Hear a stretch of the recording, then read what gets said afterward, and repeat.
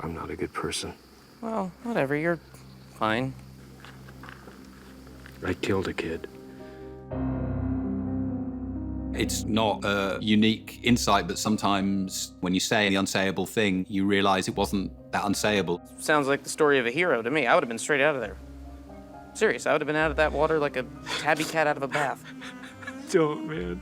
Jokes often bring a new way of looking at things, and it seemed true and right that quite quickly that someone like Roman starts making jokes, and there's something terrible about that, but there's something liberating as well. I guess I'm just trying to say, like, who's the real victim here? I waited 3/4 of an hour for a gin and tonic.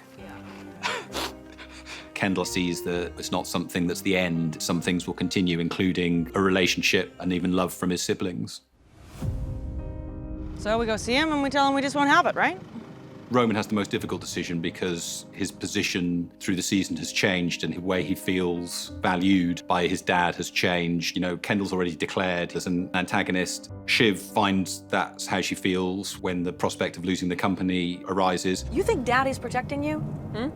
No, we let Mattson take control. That is Dad slamming the door. It means that he doesn't ever think that we will, can, or should take over. Time to rip off the Band-Aid. There's always been the feeling of what if we could all go in and fire the water pistol together, if we could all say the same thing at once, what would happen? Full coup. It's an exhilarating power and it's quite intoxicating. We can fight it out. It'll be fun. That will be fun.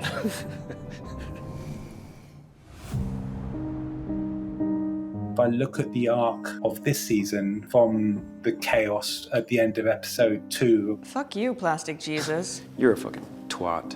Save the planet, Ken. You're a fucking prick. And there we are, episode 9, and the siblings, however damaged, found their way back together for the first time really since their teenage years, I think. Send them in.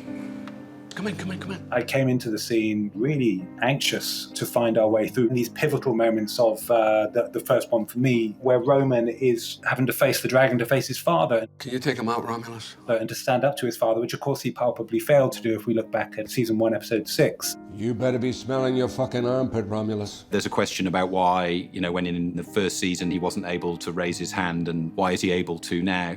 Roman, I thought we had this figured out. Yeah, it just might be better, you know, if we all here. Some people would see growth. I'm on the fence about human beings, and people certainly change what they do, but in my view, people's essential selves don't change. In a way, that's what makes drama and choices interesting. I've got you. Come on, let's discuss. So I would say that the circumstances around Roman have changed. This is an opportunity, son. He feels this weight of support that makes it possible for him to be a full sibling. You can trust me. You can't trust him. It's a superpower that Logan has to be able to lie to people's faces. And then if people have the power to make him come good on those promises, then he will. And if they don't, then they're in a new situation and there'll have to be a new accommodation found. We can stop you. You're playing toy fucking soldiers. I have you beat. Do you want a deal with the devil?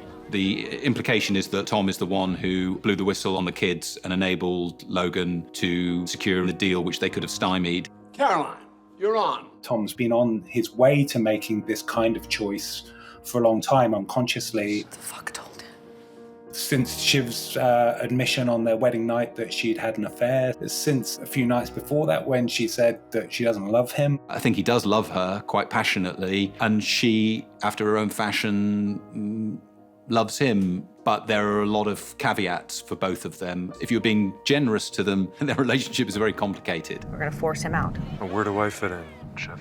Well, high up, Tom. I don't know. He's a realist and a romantic. It was one of the incredible kind of beautiful complications about Tom. So it was kind of inevitable at some point that he would put self before her.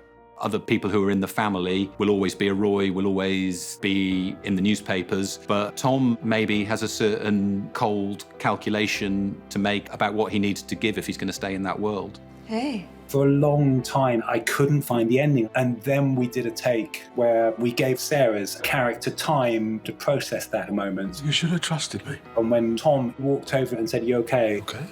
Despite that absolutely extraordinary betrayal, she put a game face on and said, "Yep." Yeah. And because it was such a perfect kind of Succession moment, that she would still somehow find the strength to put that kind of Teflon coat on and be in denial of that pain was so powerful to me that I knew we had the end of the season.